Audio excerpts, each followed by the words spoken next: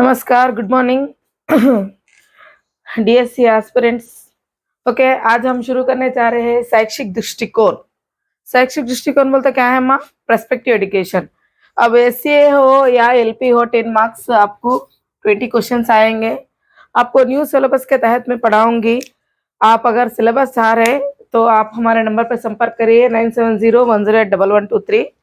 आपको सिलेबस भी भेजा जाएगा। अगर मटेरियल चाहिए इंडिविजुअली तो मटेरियल भी मिल जाएगा। आप लोग हमारा ऑनलाइन क्लास देखना चाह रहे, ओनली पर्सपेक्टिव एजुकेशन देखना चाह रहे तो भी आपको मिलेगा। टोटल क्लास आपको टीआरटी की 3000 में मिलेगी। और जो भी हमारा क्लास ले रहे ऑनलाइन में उनको मटेरियल केवल 2500 में मिलेगा। ओके, ओनली मटेरियल लेने वालों के लिए 3000 है। ऑनलाइन क्लास प्लस मटेरियल बोले तो ऑनलाइन क्लास को 3000 रुपीज और मटेरियल को 2500 रुपये। नहीं, हमें ये सब कुछ भी नहीं चाहिए, ओनली पर्सपेक्टिव एजुकेशन चाहिए। So perspective education only perspective education देखना चाह रहे हैं ऑनलाइन वालों को 500 मात्र में और बुक 500 में। ओके, बुक का अलग प्राइस रहेगा क्योंकि ऑनलाइन है, ऑनलाइन का प्राइस अलग रहेगा। ओके, चलो शुरू करते हैं। आज हम शैक्षिक दृष्टिकोण यूनिट 1 शिक्षा का इतिहास। किसका इतिहास? शिक्षा का इतिहास। तो हम कौन सी शिक्षा के बारे में पढ़ रहे हैं? वैदिक शिक्षा। वैदिक शिक्षा का समय क्या है माँ? प्राचीन भारतीय शिक्षा के अनुसार वैदिक शिक्षा का समय है 2500 ईसा पूर्व से 500 तक है। कितना? 2500 से 500 तक। यहाँ पर क्या हो गया, आप गौर करिए, समय कम हुआ है। तो ईसा पूर्व यानी ईसा आने से पहले बिफोर क्राइस्ट जो समय रहता था ज्यादा से कम होता था, वो हिसाब था। ओके, तो प्राचीन शिक्षा पर वैदिक शिक्षा का समय क्या है? 2500 ईसा पूर्व से 500 ईसा पूर्व तक।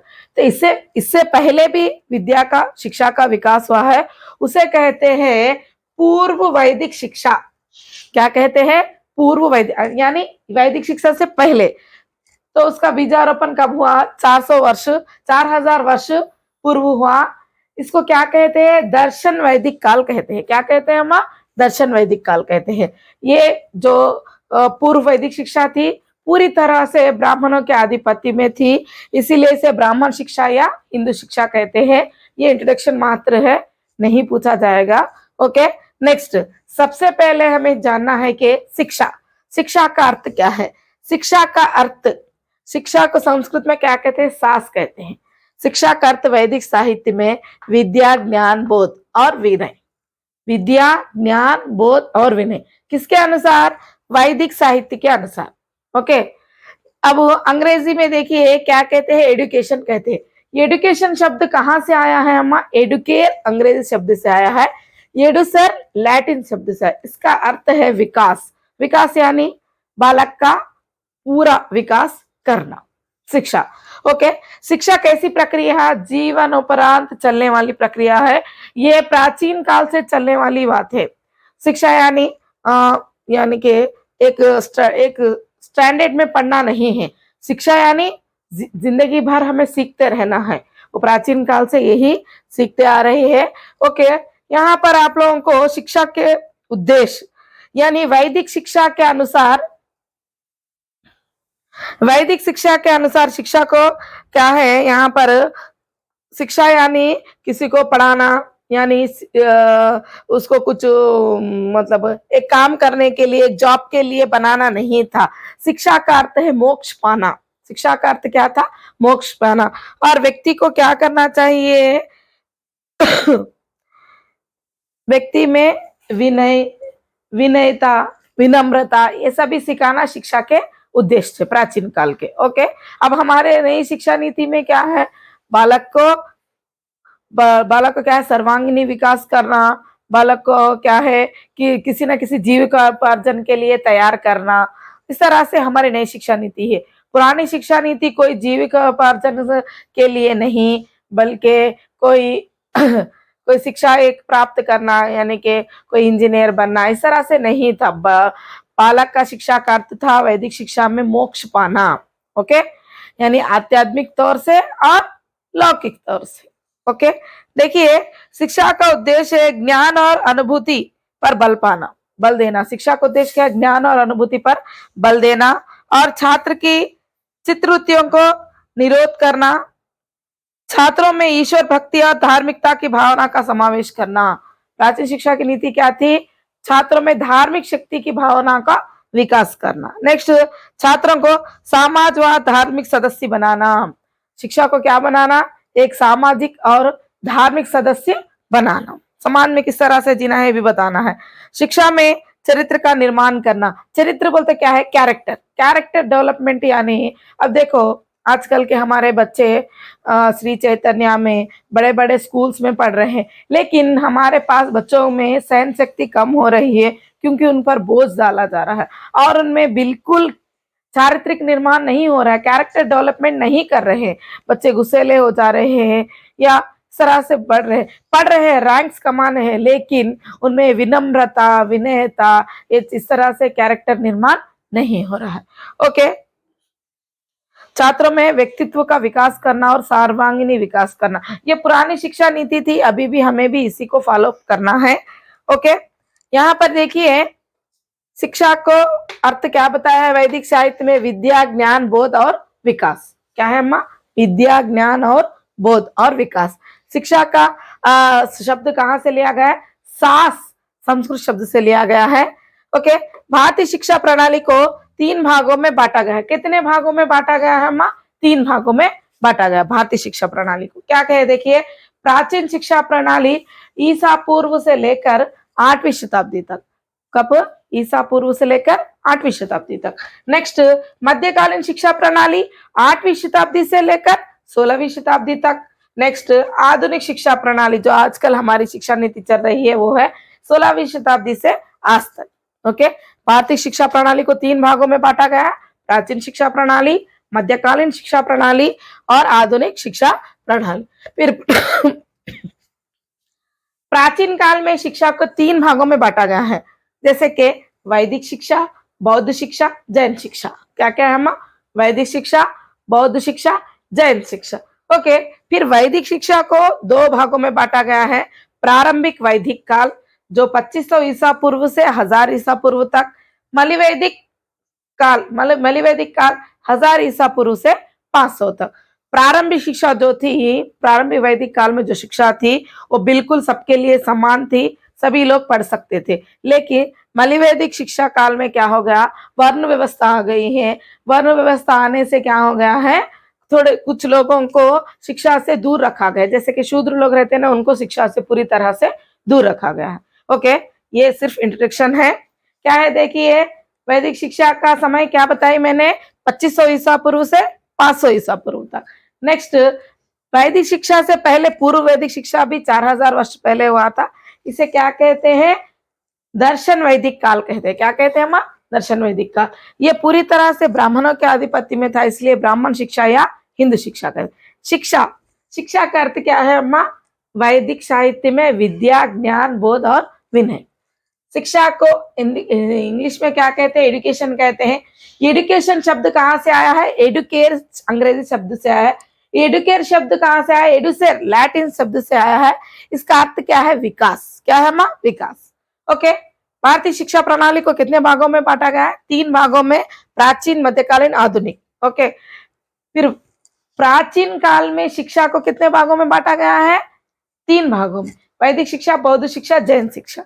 वैदिक शिक्षा को कितने भागों में बांटा गया? 2 भागों में, प्रारंभिक वैदिक शिक्षा, दूसरा है मलिवैदिक शिक्षा। प्रारंभिक वैदिक शिक्षा में सबके लिए शिक्षा थी, निःशुल्क थी। मलिवैदिक में क्या है? वर्ण व्यवस्था बढ़ गई है, इसीलिए यहाँ पर कुछ लोगों को शिक्षा से वंचित किया गया। ओके, चलो आगे बढ़े। अब देखिए आप लोग हमारे से संपर्क करना चाहे तो ओके, हिंदू शिक्षा प्रणाली को 3 भागों में बांटा गया है। केवल पुरुषों को ही शिक्षा की सुविधा थी, स्त्रियों को शिक्षा की सुविधा नहीं थी और शूद्रों को भी शिक्षा की सुविधा नहीं थी। ओके, मनुस्मृति के अनुसार पूरे हिंदू जाति को 4 भागों में बांटा गया है, 4 वर्णों में बांटा गया है, जैसे कि ब्राह्मण, क्षत्रिय, वैश्य, शूद्र। तो वेदों में उनका मानना है कि ब्राह्मण जो होते हैं ब्रह्मा के सर से पैदा होते हैं, इसीलिए उनका आधिपत्य क्या है, गुरु है। ओके, नेक्स्ट क्षत्रिय। क्षत्रिय जो है ब्रह्मा के कंधों से जन्म लेते हैं, इसीलिए उनका व्यवसाय क्या है, राजकाज। ओके, राजा होते थे वो लोग। नेक्स्ट है वैश्य। वैश्य जो है किससे जन्म लिए, ब्रह्मा के झांग, झांग यानी ये झांग से पैदा हुए हैं, इसीलिए वैश्यों की व्यवसाय क्या है अम्मा, कृषि है। नेक्स्ट शूद्र जो है मनुस्मृति के अनुसार, वेदों के अनुसार ब्रह्मा के पैरों से जन्म लिए हैं, इसीलिए उनका व्यवसाय क्या है अम्मा, दास। दास यानी काम करना, इस तरह से माना जाता था, इसीलिए प्राचीन शिक्षा में शूद्रों को शिक्षा से वंचित किया गया था। ओके, अब देखिए यहाँ पर केवल पुरुषों को ही शिक्षा की सुविधा थी, स्त्रियां जो थी उन्हें घर के काम काज के लिए ही इस्तेमाल किया जाता था, उन्हें बाहर निकलने के लिए, घर से बाहर निकलने की मनाही थी। तो प्राचीन वैदिक काल में किस किस को शिक्षा से वंचित किया गया है, शूद्रों को और स्त्रियों को, केवल पुरुषों को। कौन से पुरुषों को, ब्राह्मण, क्षत्रिय और वैश्य, इनको ही।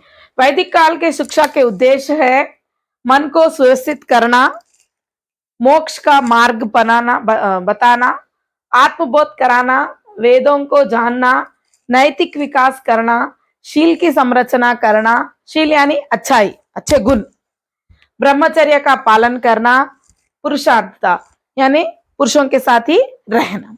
देखिए यहाँ पर एक गुरुकुल की व्यवस्था रहती थी। गुरुकुल यानी यहाँ पर वैदिक काल में शिक्षा को उपनयन संस्कार से शुरू किया जाता था। ये जो है श्रावण मास की पूर्णिमा के दिन शुरू होते थे गुरुकुल। उपनयन यानी गुरु के पास ले जाना, छात्र को किसके पास लेके जाना, गुरु के पास। प्रारंभिक शिक्षा जो है वैदिक काल में किस संस्कार से शुरू होती है, उपनयन संस्कार से शुरू होती। उपनयन यानी गुरु के पास ले जाना। यहाँ पर कब शुरू होता है, श्रावण मास की पूर्णिमा का दिन शुरू होता है। इसे इस दिन क्या किया जाता है, सावित्री मंत्र या गायत्री मंत्र पढ़ाकर बच्चों को शुरुआत की जाती है उपनयन संस्कार में। फिर किस किस को कौन से एज में यहाँ पर गुरुकुल में लिया जाता है, ब्राह्मण को 8 वर्ष में, क्षत्रिय को 10 वर्ष में, वैश्य को 12 वर्ष में। ओके, कितने वर्ष में, ब्राह्मण 8, क्षत्रिय 10, वैश्य क्या है 12 वर्ष। इस तरह से इन्हें स्कूल में ज्वाइन किया जाता था। उसे क्या कहते हैं, उपनयन संस्कार कहते हैं। यह श्रावण मास की पूर्णिमा के दिन शुरू होता था। इस दिन बच्चों को क्या सिखाया जाता है, गायत्री मंत्र या सावित्री मंत्र से सिखाया जाता है। उपनयन यानी गुरु के पास ले जाना, ये पूरी तरह निशुल्क थी। ओके, यहाँ पर बच्चों को आश्रम में लेके जाकर छोड़ा जाता था। पूरी तरह से 10-12 वर्ष तक इसकी अवधि थी, यानी कि इसकी अवधि, वेदों की अवधि और तर्कशास्त्र की अवधि, इस तरह से पढ़ाई खत्म होने के बाद इन्हें समावर्तन संस्कार यानी घर लौटना। उपनयन यानी गुरु के पास जाना, समावर्तन यानी फेयरवेल। समावर्तन यानी यहाँ पर वेदों के वो ये प्रश्न पूछे जाते थे, तो उसके बाद उन्हें क्या किया जाता था, घर भेजा जाता था। जब ब्रह्मचर्य क्या होता था, खत्म कर वो लोग गृहस्थ जीवन में प्रवेश करते थे। यहाँ पर वैदिक शिक्षा 2 प्रकार से दी जाती थी, एक पराविद्या और एक है अपराविद्या। पराविद्या यानी मोक्ष को प्राप्त करना। मोक्ष को प्राप्त करना यानी यहाँ पर पराविद्या में ओनली वेद, उपनिषद, पुराण इस तरह से सिखाए जाते थे। पूरी तरह से ये धार्मिक और आध्यात्मिक थी। ओके, इसे क्या कहते हैं, पराविद्या कहते हैं, आध्यात्मिक विद्या भी कहते हैं। दूसरा क्या है, अपराविद्या। अपराविद्या यानी लौकिक विद्या, जैसे कि तर्कशास्त्र, भौतिक शास्त्र, ओके, इतिहास, नैतिक विकास, ये सारे चीजें तो समाज में जीने के लिए हमें जरूरी है, उन्हें क्या कहते हैं, लौकिक विद्या या अपराविद्या कहते हैं। ओके, शिक्षा को कितने भागों में बांटा है, वैदिक शिक्षा को 2 भागों में बांटा है। एक है पराविद्या, तो पूरी तरह आध्यात्मिक है, भगवान की ओर चढ़ना है। दूसरा है अपराविद्या। अपराविद्या यानी लौकिक विद्या, तर्कशास्त्र, भूगोल, इतिहास, भौतिक शास्त्र, नैतिक विकास, ये सारे चीजें इसमें पढ़ाई जाती है। ओके, ये जो भी बच्चा सीखा है, छात्र जो भी सीखा है, उसे प्रश्न के तौर पर, मंत्र के तौर पर पढ़कर गुरु को सुनाकर 10-12 साल की अवधि होती है। ओके, यानी अब ब्राह्मण जो है 10-12 साल यानी कितने हो जाते, 20 साल हो जाते, 10 बोल तो 18 साल होते। इन लोगों को अलग अवधि, इन लोगों को, क्योंकि इन लोगों का जो जॉइन होने का क्या है ईयर अलग अलग है ना, उसके हिसाब से उनकी शिक्षा समाप्त कर घर भेजा जाता था। घर भेजे जाने विधि को क्या कहते हैं, समावर्तन संस्कार कहते हैं। समावर्तन यानी घर लौटना। यहाँ पर एक बात याद रखिए, ये पूरी तरह निशुल्क थी। यहाँ पर गुरु के आश्रम में रहकर पढ़ा जाता था, पूरी तरह से नियमों का पालन किया जाता था, और ये पूरी तरह से ब्रह्मचर्य और पुरुषार्थ में रहकर पढ़ना है। नैतिक विकास करना है, मोक्ष को प्राप्त करना है, और मन को व्यवस्थित रखना है, कंट्रोल करना है, और क्या है वेदों को जानना है, और शील की संरचना करना है, ब्रह्मचर्य का पालन करना है। ये सभी वैदिक शिक्षा के उद्देश्य थे। ब्राह्मण कौन से ईयर में ज्वाइन होते, 8 वर्ष में, क्षत्रिय 10 में, शूद्र 12 में। ओके, उपनयन संस्कार से इनकी पढ़ाई शुरू होती है, समावर्तन से इनकी पढ़ाई समाप्त होती है। ओके, चलो आगे बढ़े। और इस शिक्षा की, अब आप लोग अब मेरी क्लास सुने ना, इस शिक्षा की दोष क्या है बताइए। दोष है यहाँ पर पूरी तरह से स्त्रियों को शिक्षा से वंचित किया गया है, और शूद्रों को भी शिक्षा से दूर रखा गया है। ओके, देखिए इसमें वैदिक शिक्षा के दोष क्या है, देखिए यहाँ पर ये पूरा धर्मनिरपेक्ष है, और क्या है यहाँ पर वर्ण व्यवस्था को ज्यादातर मान्यता दी गई है, स्त्री शिक्षा को वंचित किया गया है, और क्या है यहाँ पर ओनली आध्यात्मिक और ज्यादा दिया गया, और केवल भाषा संस्कृति थी, जनसाधारण भाषा का कोई उसमें जगह नहीं थी। ओके, संस्कृत में ही सीखना था उन्हें, संस्कृत ही बोलना था। ओके, धर्म को आधिपत्य का महत्व दिया गया, व्यक्तित्व के विचार को स्वतंत्रता नहीं दी गई, और लौकिक शिक्षा का स्थान बहुत कम था, और आध्यात्मिक शिक्षा को ही बहुत ज्यादा मान्यता दी गई है। ओके, आधुनिक शिक्षा के ग्रहणी तत्व, प्राचीन शिक्षा के परंपरा को आज हम धन की अपेक्षा चरित्र को, भौतिकता की अपेक्षा आध्यात्मिकता की ओर, विज्ञान की अपेक्षा दर्शन की ओर श्रेष्ठता समझती है।